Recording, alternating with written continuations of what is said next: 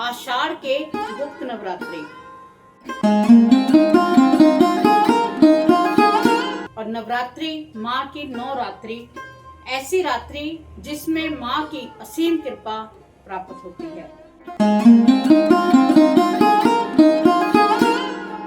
आपने ऐसा कौन सा हार माँ को चढ़ाना है जो आपके धन की वृद्धि भी करेगा, आपके दुश्मनों का नाश भी करेगा। तो और आपने ये पाठ करके माँ जगदम्बा के चरणों में ही आपने समर्पित कर देना है। अगर आपका कोई विशेष कार्य है तो आपने हाथ में जल लेकर थोड़े से अक्षर डालकर 1 रुपए का सिक्का रखकर दीपक कैसे जलाया जाता है इन गुप्त नवरात्रों में, आपको दीपक में ऐसी कौन सी चीज डालनी है जिससे माँ की कृपा आपको विशेष मिले।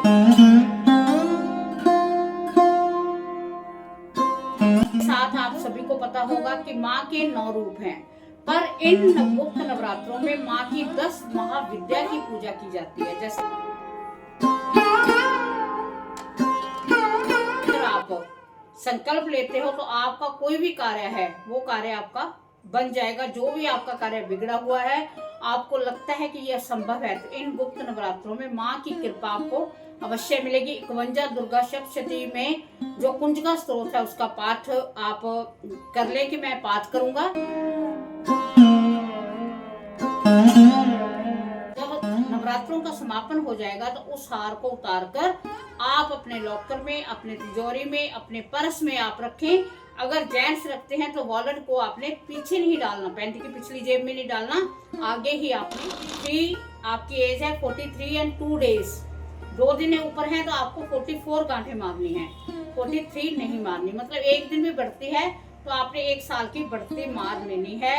फिर आपने उसे माँ जगदम्बा के चरणों में समर्पण करके भगवान विष्णु का ध्यान करते हुए ओम नमो भगवते वासुदेवाय नमः का जाप करते हुए आपने 21 बार मंत्र का जाप करना है उसे। और सबसे बड़ी बात कि हमने माँ से कृपा लेनी है कि माँ आपकी कृपा हमें चाहिए ही चाहिए, आपको कृपा करनी ही पड़ेगी।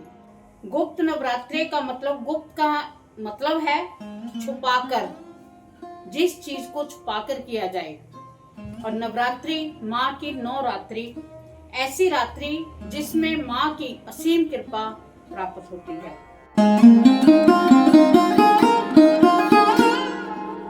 जय माता दी। माँ जगदम्बा का प्रारूप ऐसा है कि माँ जगदम्बा हर समय सहाय होती हैं। माँ जगदम्बा का आशीर्वाद हमें हर समय मिलता रहता है। और जब इनके पावन नवरात्रे आते हैं उस समय तो माँ जगदम्बा की असीम कृपा का मिलना हम कह सकते हैं कि स्वाभाविक ही है। उनकी असीम कृपा पाने के लिए आज मैं जिस विषय पर चर्चा कर रही हूँ वो है आषाढ़ के गुप्त नवरात्रि।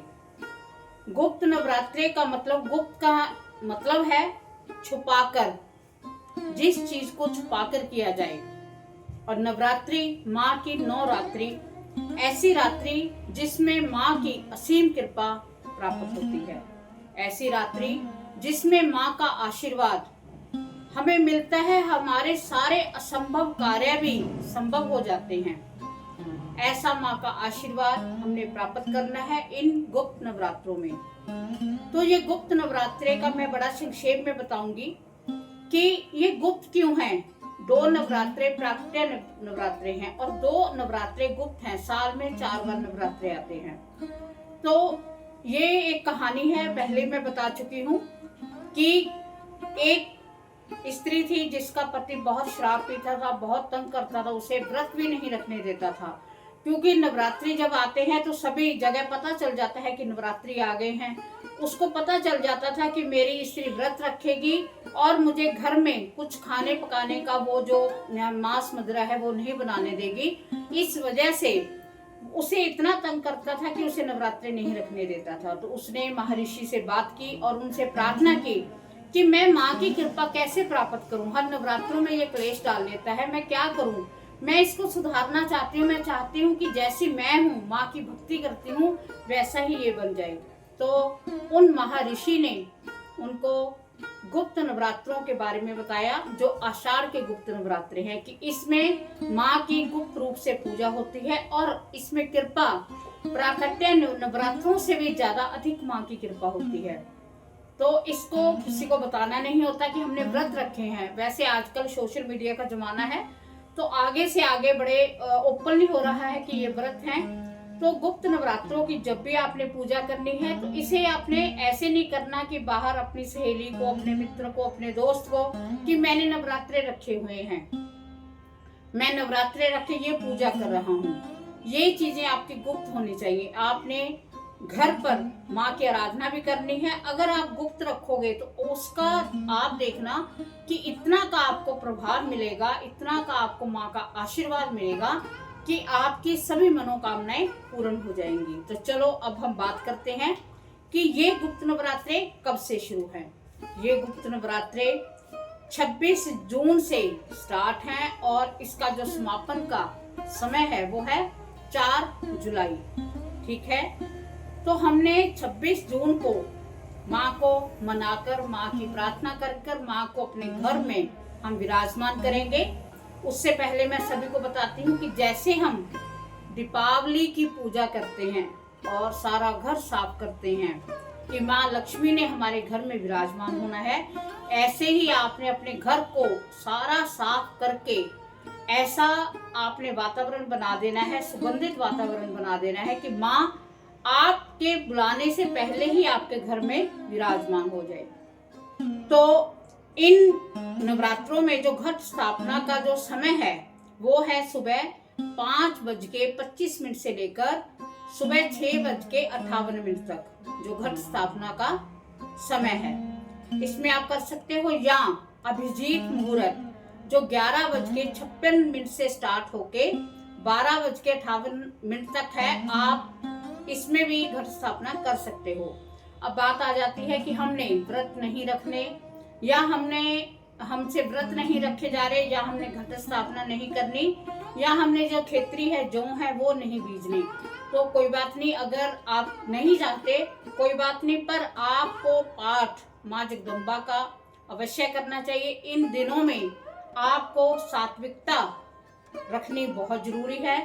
इन दिनों में आपने कोई नॉन वेज नहीं खाना, इन दिनों में आपने कोई मांस मदिरा नहीं लेनी। ठीक है, और इन दिनों में कोशिश करो कि आपने क्रोध भी नहीं करना। आपने सुबह नहा धोकर कोशिश करो कि आप रेड वस्त्र धारण करें।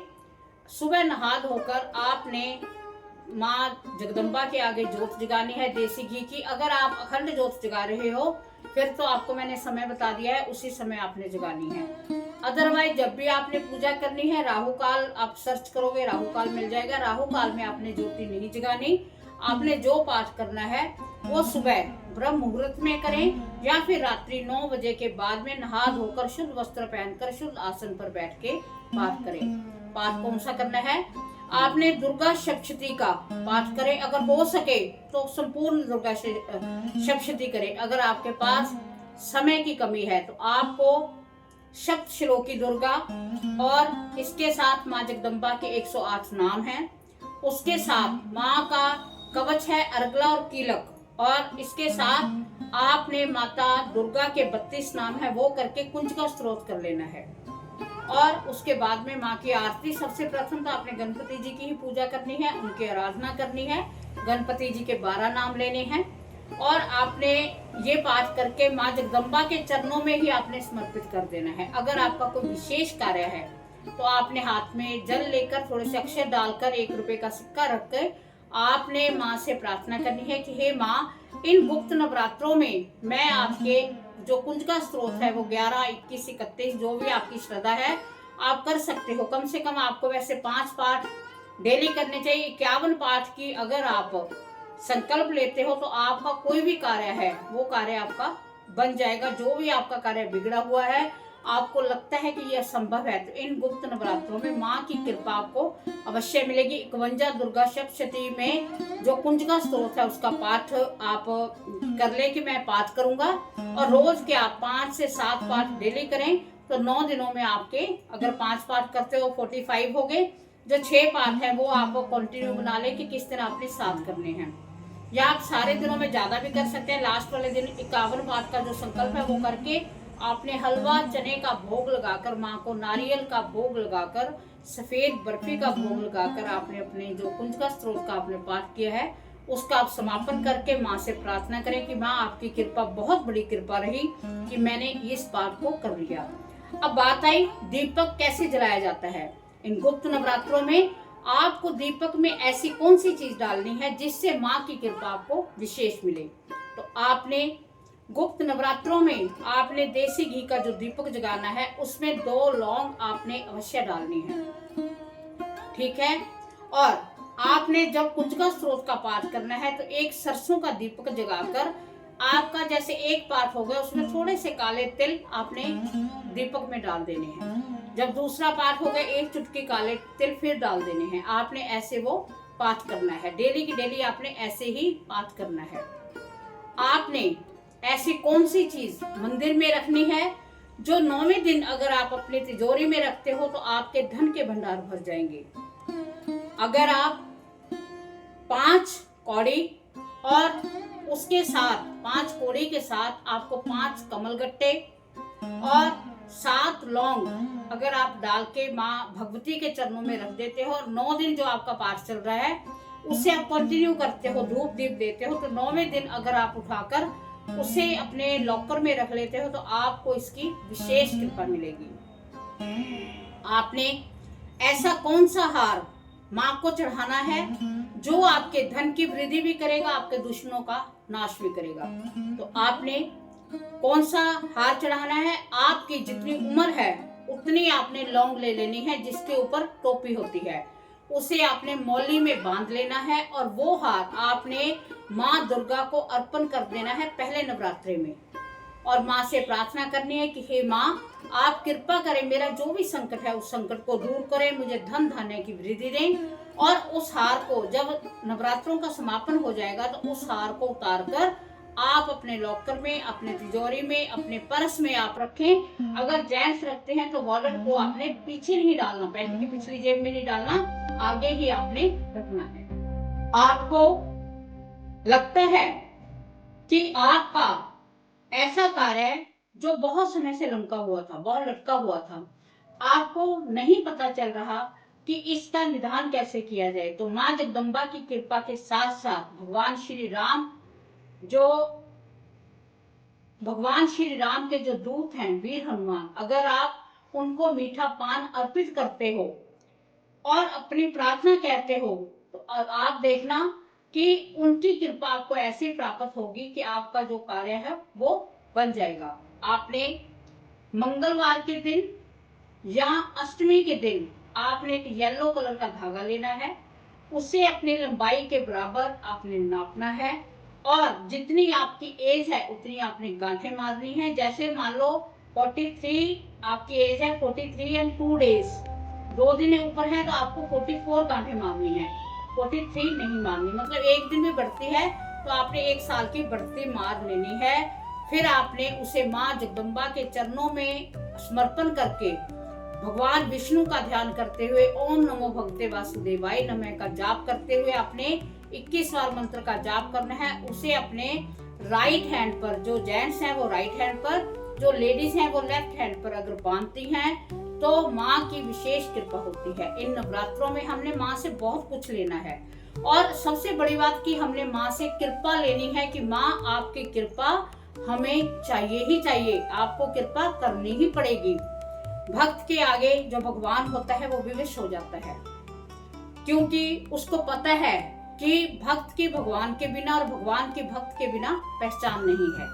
तो आप अगर इन नवरात्रों में आपको, जैसे मैंने जोत का बताया, आपने जोत जगानी है, जैसे मैंने आपको बताया कि सात्विकता रखनी है, कैसे आपने माँ को हार चढ़ाना है, कैसे माँ की आपने आराधना करनी है, वो आप करके देखें। इसके साथ आप सभी को पता होगा कि माँ के 9 रूप हैं, पर इन गुप्त नवरात्रों में माँ की 10 महाविद्या की पूजा की जाती है। पहला नवरात्रि, जो पहली नवरात्रि है वो माँ काली की, दूसरा नवरात्रा जो होता है वो माँ तारा का होता है, तीसरा नवरात्रा त्रिपुर सुंदरी का होता है, चौथा नवरात्रा माँ भुवनेश्वरी का, और पांचवा नवरात्रा माँ छिन्नमस्तिका चिंतपूर्णी जी का, और छठा नवरात्रा माँ त्रिपुर सुंदरी का, और सातवां नवरात्रा माँ धूमावती का, और आठवां नवरात्रा माँ बगलामुखी का, और नौवां नवरात्रा माँ मतंगी का, और 10वां नवरात्रा माँ कमला का। तो माँ दसों माँ महाविद्याओं की इसमें आराधना होती है। जिन्होंने सौम्य रूप से पूजना है वो सौम्य रूप से, पर ये शक्तियां हैं, ये अथाह आपको धन देंगी, अथाह आप पर शक्ति बरसाएंगी। और आपको मैं एक विशेष बात बता दूं कि दसों के दसों नवरात्रों में, जैसे माँ काली का पहला नवरात्र है, आगे आगे आपको सभी की पूजा मिलती जाएगी कि पहले दिन आपने कौन सी पूजा करनी है, आपने किस प्रकार माँ की आराधना करनी है। मैं आपको ऐसी वीडियो बना बना कर आगे दूंगी कि आप देखते जाओ और पूजा करते जाओ। आप देखना, आपको विशेष लाभ मिलेगा, आप पर माँ जगदम्बा की विशेष कृपा होगी। तो उम्मीद है कि आपको वीडियो पसंद आई होगी। अगर पसंद आई है तो चैनल को सब्सक्राइब करो, ज्यादा से ज्यादा शेयर करो, और माँ जगदम्बा की विशेष कृपा प्राप्त करने के लिए आगे की वीडियो आप ऐसे ही देखते रहें।